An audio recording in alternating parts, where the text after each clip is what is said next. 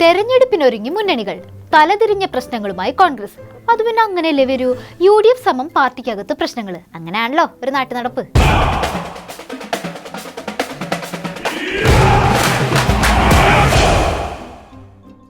തെരഞ്ഞെടുപ്പ് സീറ്റ് ചർച്ചകൾ ഇങ്ങനെ കൊടുമ്പിരി കൊണ്ടിരിക്കുകയാണ്.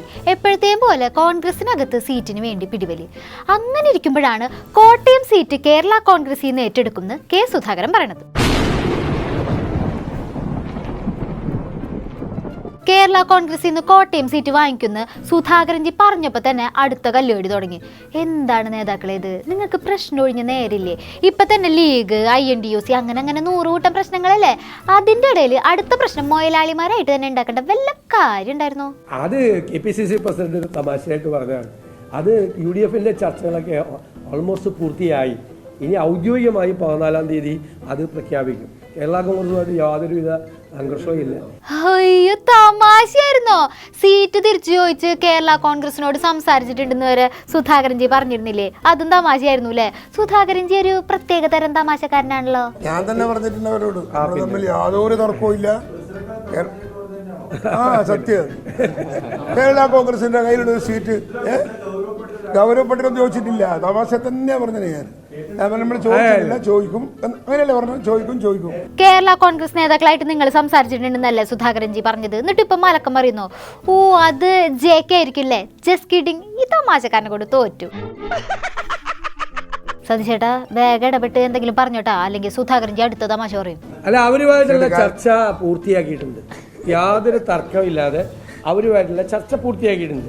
14-ാം തീയതി UDF യോഗം ചേർന്ന് സീറ്റ് വിഭജനം ഒരു തർക്കമില്ലാതെ പ്രഖ്യാപിക്കും UDFലെ. അപ്പോൾ ഞങ്ങൾക്ക് കുറച്ച് അസൗകര്യം ഉണ്ടായതുകൊണ്ട്, അല്ലെങ്കിൽ കഴിഞ്ഞ ആഴ്ച തന്നെ തീർന്നേനെ. ലീഗിൻ്റെ യോഗം തങ്ങളുടെ സ്ഥലത്തില്ലായിരുന്നുകൊണ്ട് ചേരാൻ പറ്റിയില്ല. നമ്മൾ 5-ാം തീയതി ചെയ്യാമായിരുന്നു. ലീഗിന്റെ കാര്യം വേറെ തമാശ. 3ാമതൊരു സീറ്റ് വേണമെന്ന് മുസ്ലിം ലീഗ്. അതെങ്ങനെ ശരിയാവുന്നു കോൺഗ്രസ് നേതാക്കള്? അല്ല, അറിയാൻ പാടില്ലാത്തോണ്ട് ചോദിക്കാണ്. ഈ പ്രശ്നങ്ങൾക്കും സീറ്റ് പിടിവലിക്കും ഒരവസാനില്ലേ? അതെ, ഞങ്ങളുടെ ശക്തിയൊക്കെ ഞങ്ങൾക്ക് അറിയാം, എല്ലാവർക്കും അറിയാം. അതനുസരിച്ചുള്ളൊരു ഇത് ഞങ്ങൾക്ക് വേണ്ടി വരും. മനസ്സിലാക്കണം. ലീഗിന്റെ ശക്തി UDF തിരിച്ചറിയണം എന്നാണ് സാദിഖ് അലി ശിഹാബ് തങ്ങൾ പറഞ്ഞത്. വന്നിപ്പോ ഭീഷണിയുടെ സ്വരായിട്ടാ സതീശേട്ടാ. എല്ലാം കേൾക്കണ്ടല്ലോ അല്ലേ? ഞങ്ങളുടെ ചർച്ചകളെല്ലാം ഞങ്ങൾ പൂർത്തിയാക്കിയിട്ടുണ്ട്. ലീഗുമായിട്ട് ഞങ്ങൾ ചർച്ചകൾ തുടരുന്നുണ്ട്. വേറെ ചില കാര്യങ്ങൾ ആരും വിഷമിക്കേണ്ട. എല്ലാവരുടെ പ്രശ്നം സതീശേട്ടൻ തീർത്തു വരുന്നതായിരിക്കും. എന്നാലും 100 കൂട്ടം പ്രശ്നങ്ങൾക്കിടയിൽ 101ാമത്തെ പ്രശ്നം തന്റെ വക ഇരിക്കട്ടെ എന്ന് പറഞ്ഞ് കോട്ടയം സീറ്റ് വിവാദം ഉണ്ടാക്കിയ സുധാകരൻജിയുടെ ആ വലിയ മനസ്സ് നമ്മളാരും കാണാണ്ട് പോരുത് കേട്ടോ. പിന്നെ ഒരു കാര്യമുണ്ട്, തമാശ പറയുന്ന കാര്യത്തിൽ മാത്രമല്ല, മറ്റുള്ളവരെ അധിക്ഷേപിക്കുന്ന കാര്യത്തിലും, പ്രത്യേകിച്ച് മുഖ്യമന്ത്രിനെ അധിക്ഷേപിക്കുന്ന കാര്യത്തിൽ ഞങ്ങളുടെ സുധാകരൻജിയുടെ തട്ട് താണിഞ്ഞിരിക്കും. പിണറായി വിജയന്റെ കുടുംബം നിങ്ങൾക്കറിയാം. ഒരേറ്റുകാരന്റെ കുടുംബമാണ് പിണറായിയുടെ കുടുംബം. പക്ഷേ ഇന്ന് എക്സാലോജിക് കമ്പനിയുടെ MDയുടെ വീടാണ്, MDയുടെ കുടുംബമാണ് പിണറായി വിജയന്റെ കുടുംബം. പിണറായി വിജയന്റെ കുടുംബം ചെത്തുകാരന്റെ കുടുംബം അത്രേ. അതെ, അതിന് അതൊക്കെ മോശം തൊഴിലാണെന്നുള്ള കാഴ്ചപ്പാടുള്ളതുകൊണ്ടാണല്ലോ അല്ലെ ഇതന്നെ സുധാകരൻജി ഇടയ്ക്കിടയ്ക്ക് പറയണത്. പിന്നെ അവരൊന്നും വേറെ തൊഴിലൊന്നും ചെയ്യാൻ പാടില്ല എന്നുള്ള തിയറിയും സുധാകരൻജിയുടെ വകയുണ്ട്. സുധാകരൻജി ഒരു ബഹുമുഖ പ്രതിഭ തന്നെ. അദ്ദേഹം പറഞ്ഞിട്ട് തന്നെയാണ്, ചെത്തുകാരന്റെ മകനാണ്, ചെത്തുകാരന്റെ കുടുംബം. അദ്ദേഹം മുഖ്യമന്ത്രി ചെത്തുകാരന്റെ കുടുംബം എന്ന് പറഞ്ഞാൽ അവരാരും ഒന്നും ആവാൻ പാടില്ല. അതൊരു തൊഴിലാണ്. ഇവിടെ തിരുവനന്തപുരത്ത് ചെത്തുന്നതിൽ ക്രിസ്ത്യാനികളുണ്ട്. ഇവിടെ നിന്ന് മലബാറിൽ വന്ന് ചെത്തുന്നതിൽ ക്രിസ്ത്യാനികളുണ്ട്, ഹിന്ദുക്കളുണ്ട്. എല്ലാ മതത്തിൽപ്പെട്ടവരും ചെത്തുകാരെ തൊഴിലാളികളായിട്ടുണ്ട്. ആ ചെത്തു തൊഴിലാളികളെ അവമാനിക്കുക, പൊതുവെ മലബാറിൽ ചെത്തുകാരെന്ന് പറഞ്ഞാൽ ഈഴവന്മാരായിട്ടാണ് കണക്കാക്കുക. അവരെ അവമാനിക്കില്ലേ? എന്തിനാ ഇത്? ഇതാണോ കോൺഗ്രസിൻ്റെ നയം?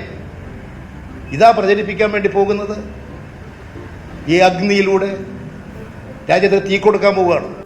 അതുകൊണ്ട് ഇതും തമാശയായിട്ട് എടുത്താൽ മതിയെന്നേ. ഇടയ്ക്കിടയ്ക്ക് തമാശ പറയുന്നതും തമാശ പ്രവർത്തിക്കുന്നവരാണല്ലോ കോൺഗ്രസ്സുകാർ. ഇപ്പൊ തന്നെ നോക്ക്, കഴിഞ്ഞ ദിവസം നമ്മുടെ NK പ്രേമചന്ദ്രൻ MP മോദിജിയുടെ കൂടെ ഇരുന്ന് വിരുന്നുണ്ടില്ലേ? അതെന്തോണ്ടാ? സ്നേഹം കൊണ്ട്. ഇടയ്ക്ക് മോദിജിയോട് തമാശയൊക്കെ പറയണ്ടേന്ന്. പാർലമെന്റ് മന്ദിരത്തിൽ പാർലമെന്റ് സമ്മേളനം അവസാനിക്കുന്ന ദിവസം പ്രധാനമന്ത്രിയുടെ ഓഫീസിലേക്ക് അദ്ദേഹം കാണാൻ ആഗ്രഹിക്കുന്നു, ചെല്ലാൻ ആവശ്യപ്പെടുന്നു. ഞാൻ അവിടെ ചെല്ലുന്നു. അവിടെ ചെല്ലുമ്പോൾ മറ്റ് പാർലമെന്റ് അംഗങ്ങൾ അവിടെ ഉണ്ട്. അദ്ദേഹത്തിൻ്റെ ഓഫീസിലേക്ക് ചെല്ലുമ്പോൾ അദ്ദേഹം തന്നെ വന്ന് ഞങ്ങളെയും കൂട്ടി ലിഫ്റ്റിൽ കയറ്റി ക്യാൻറ്റീനിൽ പോകുന്നു. പാർലമെൻറ്റിൻ്റെ 1ാം നിലയിലുള്ള ക്യാൻറ്റീനിൽ പോകുന്നു. ഞാൻ പാർലമെൻറ്റ് ക്യാൻറ്റീനിൽ ആദ്യമായിട്ടാണ് വരുന്നത്. ഇന്ന് ഉച്ചഭക്ഷണം ഇവിടെ നിന്നാകാമെന്ന് കരുതി, നിങ്ങളെയും കൂട്ടാമെന്ന് കരുതി അങ്ങനെയാണ് വന്നത്. മറ്റൊരു കാര്യവുമില്ല എന്ന് പറയുമ്പോഴാണ് ഈ കാര്യം അറിയുന്നത്. അച്ചോടാ, മോദിജിയുടെ കരുതൽ എന്തൊരു അത്ഭുതമാണ്.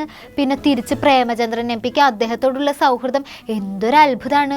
സ്നേഹം മാത്രം വെച്ചുള്ള ആ ഒരു വിരുന്നിന്റെ പേരിൽ എന്തൊക്കെ അപവാദങ്ങൾ അവിടെ നടക്കണത്. പ്രേമചന്ദ്രൻ എം പിക്ക് സംഘപരിവാർ മനസ്സാണെന്ന് വരെ പറഞ്ഞുണ്ടാക്കിയില്ലേ. അവിടെ ചെന്ന് അദ്ദേഹം ക്യാൻറ്റീനിൽ ചെന്ന് ഭക്ഷണം കഴിക്കാൻ ക്ഷണിക്കുമ്പോൾ ഇല്ല, ഞാൻ രാഷ്ട്രീയമായി നിങ്ങളോട് വിയോജിപ്പുള്ള ആളാണ്, ഒരു കാരണവശാലും ഇതിൽ പങ്കെടുക്കില്ല എന്ന് പറഞ്ഞ് ബഹിഷ്കരിക്കാൻ എൻ്റെ രാഷ്ട്രീയ സംസ്കാരം അനുവദിക്കുന്നില്ല, കേരളത്തിന്റെ രാഷ്ട്രീയ സംസ്കാരവും അനുവദിക്കുന്നില്ല എന്നാണ് എൻ്റെ വിശ്വാസം. പോരുന്നോ എൻ്റെ കൂടെ എന്ന് മോദിജി ചോദിച്ചപ്പോൾ പ്രേമചന്ദ്രൻ എം പി പോയി. അതിലെന്താ തെറ്റ്? നമ്മുടെ ഉള്ളിൽ ഒരാളോട് സ്നേഹം ഉണ്ടെങ്കിലല്ലേ നമുക്ക് ഒന്നിച്ചിരുന്ന് ഭക്ഷണം കഴിക്കാൻ തോന്നൂ, തമാശ പറയാൻ തോന്നൂ, സൗഹൃദം പങ്കിടാൻ തോന്നൂ. പരിശുദ്ധ സൗഹൃദത്തിന്റെ ഉത്തമ ഉദാഹരണങ്ങൾ തന്നെ. അവിടെ പരസ്യമായിട്ടാണ് പാർലമെന്റിന്റെ ക്യാൻറ്റീനിൽ 1ാം നിലയിലുള്ള ക്യാൻറ്റീനിൽ അപ്പുറത്തും ഇപ്പുറത്തും ഒക്കെ മറ്റ് നിരവധി പാർലമെന്റ് അംഗങ്ങളുണ്ട്. അവിടെ കാര്യങ്ങൾ നടക്കുന്നുണ്ട്. പരസ്യമായി നടത്തിയ ഒരു സൗഹൃദ സംഭാഷണം അല്ലെങ്കിൽ സൗഹൃദ വിരുന്ന് എന്ന് തന്നെ വേണമെങ്കിൽ വിശേഷിപ്പിക്കാം.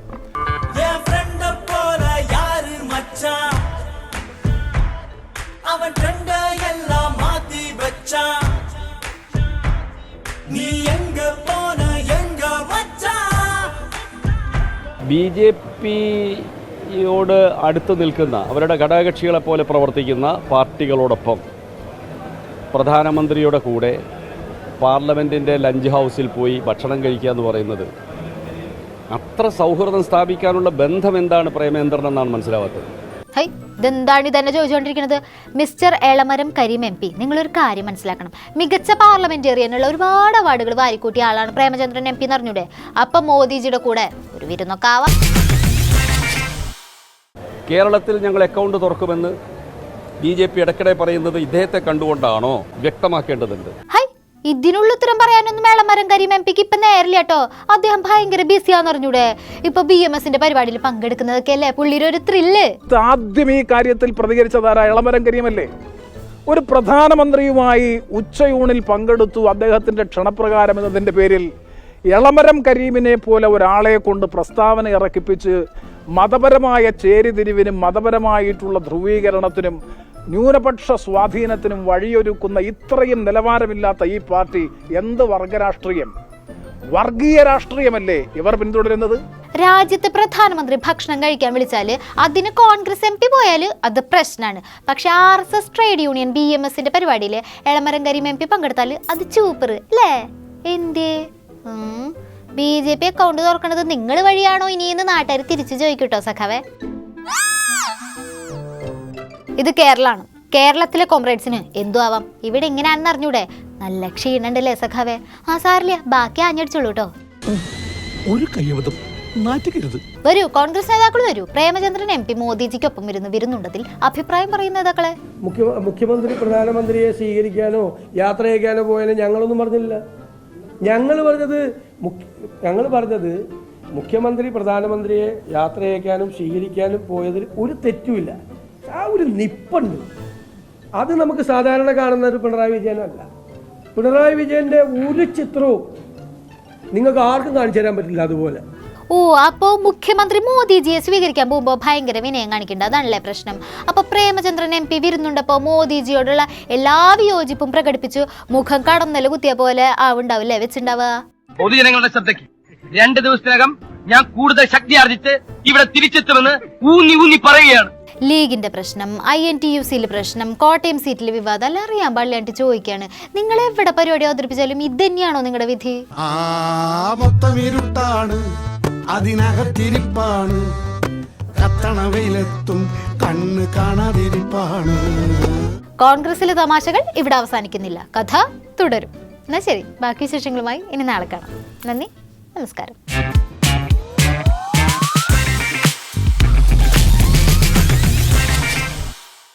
ലോകത്തെവിടെയായാലും ഏത് സമയത്തും 24 വാർത്തകളും ഓഗ്മെന്റഡ് റിയാലിറ്റി പാക്കേജുകളും എക്സ്പ്ലെയിനറുകളും വിശദമായി കാണാൻ ഞങ്ങളുടെ YouTube ചാനൽ നിങ്ങൾക്ക് സബ്സ്ക്രൈബ് ചെയ്യാം.